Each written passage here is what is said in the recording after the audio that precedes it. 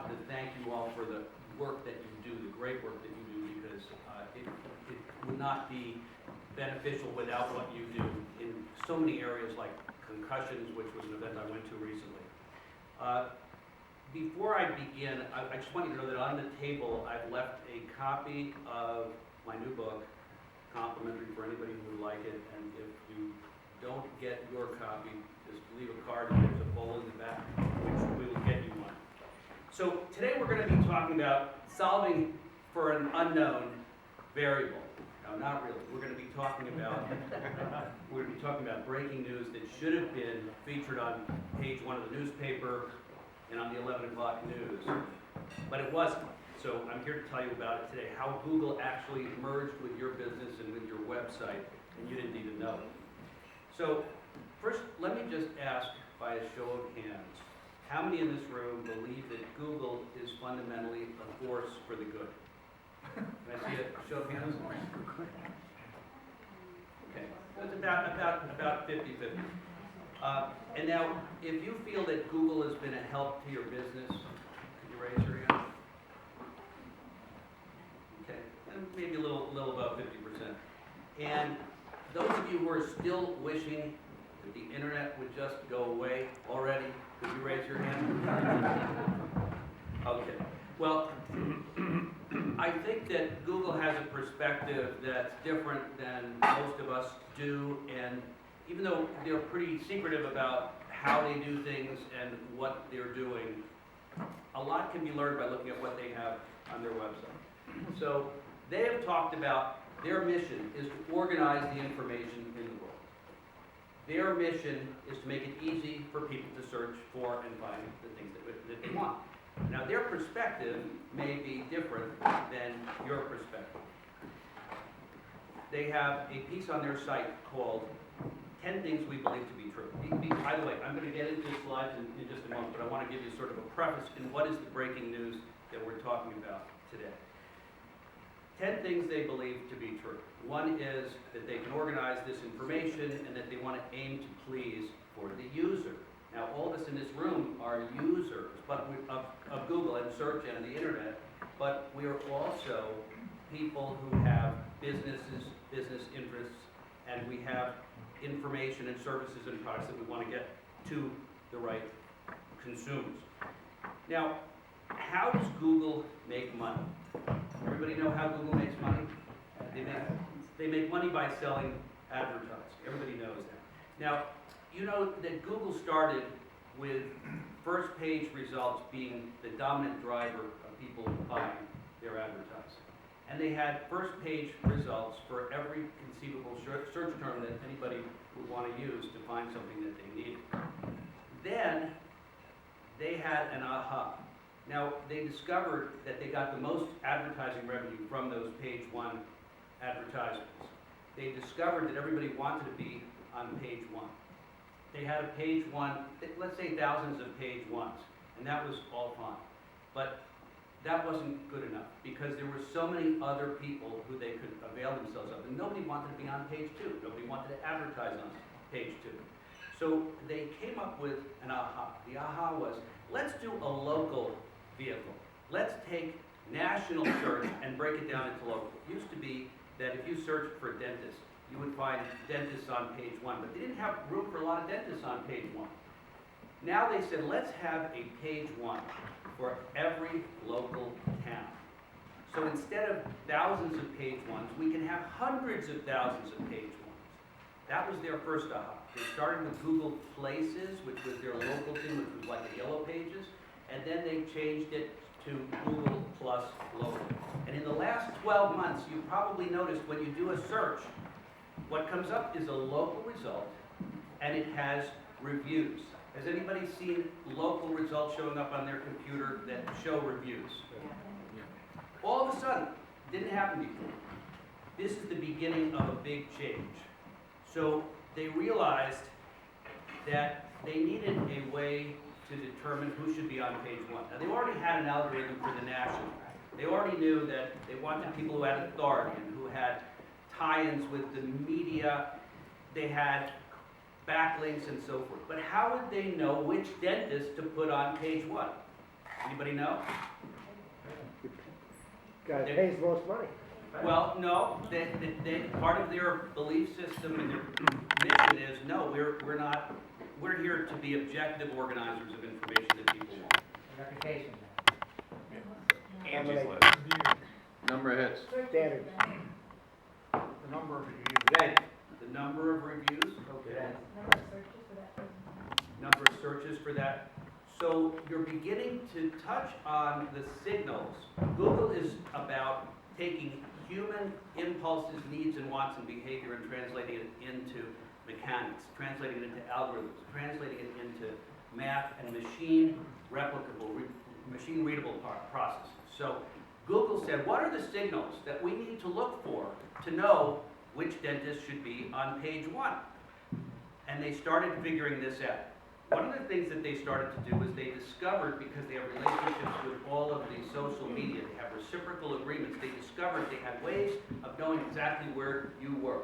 So whether you looked for a Fairfield dentist or not, they would find that you're in Fairfield, you're looking for a dentist, bingo, here are our selected dentists. So already the world has changed because Google knows everything about you. They know what you're searching for. I was talking to someone the other day at a car dealership who was telling me that this overwhelming change in data and big data has now become such that you go to any country, she would travel to Israel and to Russia, and Google was there knowing where she was right at that time because it triangulates different information. So Google said, what are the signals that we need to know and read in order to know if that dentist should be on page 1? So here's the breaking news. What they realized is that what they needed to do was create a system of signals. And the system of signals consists of, among other things, reviews. It includes backlinks. It includes how frequently your site is updated. So you're no longer in control. When I say your website, how Google merged with your website and you didn't even know it, I'm talking about your business website. If you have a business and a website, Google now controls your destiny. They have it all covered. So that brings us to the breaking news. Google has taken over the rules. They have an interlocking system of factors and criteria which will determine your business's online visibility and the quality of your reputation from here on out. So let's move to that subject because it's exactly the most important thing. People every day are looking online for your business's services. Every day in every marketplace and locality. Question: would you buy a product or a service that has bad ratings and reviews? Think about that. How many of us have looked at and relied on reviews for making a decision of what to buy? Okay. Well, it's not 100% yet, but it's going in that direction. I'm here just to talk to you about the trend, so you're aware of where the hockey puck is going on the ice. Second question: 2 products are identical. One has 10 good reviews, and one has 3 good reviews and 1 bad review. Which one would you buy? Second one. One is the bad review. Second one. Well, One is the bad review. you're in the minority. Because 10 good reviews could be all 5 stars, could be made up. Well, Google hasn't Google created the algorithm? See, remember, Google is very smart about. So here, this is part of what we're going to go into. Google is very smart. Remember their mission. They want to organize the information. They want to do it with integrity. They don't want people gaming the system, and they've got the resources to do it. So what they're trying to do is figure out. You're trying to put up reviews that you claim are from a customer. Delete. They have this all covered every which way. And they have hundreds of people whose job it is to make sure that their system is working. This is why this is so critical, and it's just happened in the last 12 months. Reputation marketing. I had to do these slides a little quickly, so these were some of them are from work that we do. But reputation marketing, who's ever heard of that? Raise your hand if you've heard of reputation marketing. Okay, almost nobody, because it is that new. Your reputation is everything. The entire local business world has changed, and by and large, your competition doesn't know about it either. Game changer number one is now when you search any company, any city, or any field, you're going to see reviews and rankings. So all it takes is one disgruntled customer, one disgruntled patient, one disgruntled client to suddenly be out there in front of 80 million people doing searches. Whether it's right or not. In fact, you know as well as anybody that people are not always well motivated in their bad reviews and etc.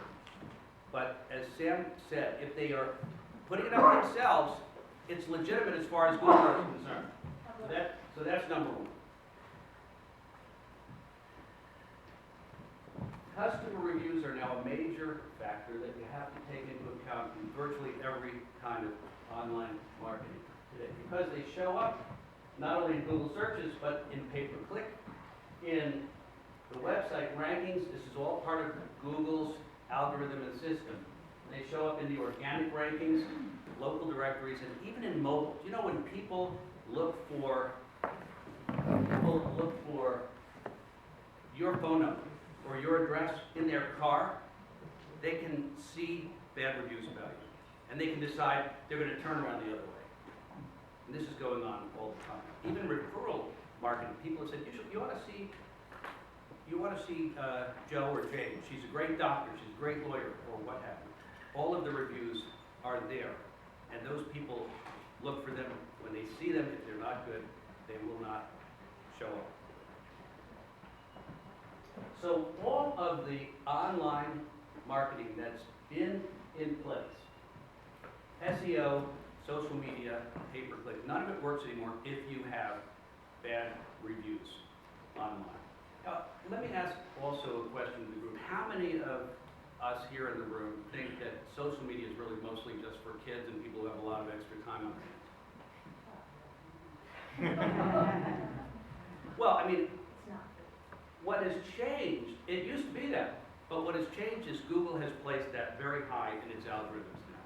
So having a presence in social media, having recency of content posting is now a core part. And you have no control over that. You can't do anything about that. So if there's a review that says they were overpriced, I felt rushed, the staff was unfriendly, we've all seen these reviews, or customer service. That's a big problem in our local businesses. I'm going to show you a statistic that's going to amaze you because it wasn't true a year ago, but it's true today. 72% of buyers trust reviews today as much as personal recommendations. And in another study that Nielsen did, 92% of people trust reviews and recommendations from people they know. That doesn't mean that they're not going to see if you have a bad review, not going to check the reviews, but they trust the referral and they'll check it out. 70% of consumers trust reviews posted online if you have enough positive reviews. If it's a mixed story, that's shaky. If you have no reviews, no visibility, that's shaky. And by the way, that's more than trust the local newspaper. That's more than trust the ads on TV. It's more than trust the text ads on mobile phones or anything else. All right, so without the 70% of consumers trust a business with a minimum of 6 to 10 reviews. And they look at an average of 10 reviews before making a decision, if the reviews are there. So what is reputation marketing? It's positioning yourself as the market leader in front of thousands of buyers with a 5-star reputation. So how do you create a reputation marketing strategy? Well, the first thing is, do you know your reputation online? Do a search for the categories, do a search for your business name, and see what shows up. Find out if you have bad reviews and find out if you're even found in the directories, because earlier on we asked the question, what is Google looking for? Well, one of the things they're looking for is directory listings. Do you have your business listed in the directories like Yahoo, like Yelp, like the yellowpages.com, all of those, and Angie's List. Although Angie's List, because it's behind a wall, is not quite as prominent in this. Do you have your business accurately and consistently listed? If you don't show up, Google doesn't rank you, and all of these adverse things begin to happen. All of these city search, local.com, etc. Are you listed there? So there are really 4 types of reputation. There is a bad reputation, no reputation, a good reputation, and a 5-star reputation. So the strategy. What is the strategy? What kind of strategy do you need to have? Develop a 5-star reputation. That's the only antidote, it's the only cure for the Google control of all of the data. Develop a 5-star reputation. And guess what? That's a force for the good. Google will be effective as a policeman, basically, of that process. And they are learning more and more about how to see the signals that a review isn't real. They're learning more and more about how to see that a review was planted or that it was inappropriately posted, even if it is a true review. So they want that individual consumer to post that review, okay? Market that reputation. So make sure that it's known. Make sure that it's known that you're the leader in the category. Manage that reputation. Make sure that when bad reviews are occurring, they are being addressed internally with your staff, that they are being addressed directly with the consumer. Don't just respond to the bad review. Then you have he said, she said. What's the consumer going to say to that except that I don't believe it? You want to have the consumer respond and say, you know what, they were right. I overreacted, or what I said was an exaggeration. I was really pretty happy. That makes a huge difference and changes the ranking, the number of stars on that review. And the last is create a reputation marketing culture, which means training your staff about how important it is to build and maintain a 5-star reputation. Ways of doing that include postcards that make it easy for your happiest clients or all of your clients to send in positive reviews, business cards with ways of doing that, email templates, and even dedicated review site, which you can direct your happy clients, customers, and patients to so that they can post reviews, which you can then encourage them to post on the important directories. This way, you hear about complaints before they've been slammed all over the internet, and they're already doing damage to you. As I said before, businesses can't post reviews from their customers, patients, and clients. The review sites have algorithms and filters. They're getting smarter all the time. So you have to have a process in place that will actually accomplish this for you. There are a number of different ways that you can accomplish getting your 5-star reputation out there.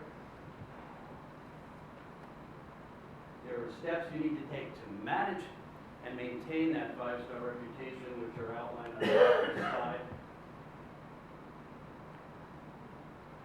Overall, creating a reputation marketing culture and having a training process that specifically speaks to reputation management is the secret. So let me sum up just by saying, and I'd be very delighted to take any questions, that reputation marketing today is the most important marketing, and every business needs a strategy.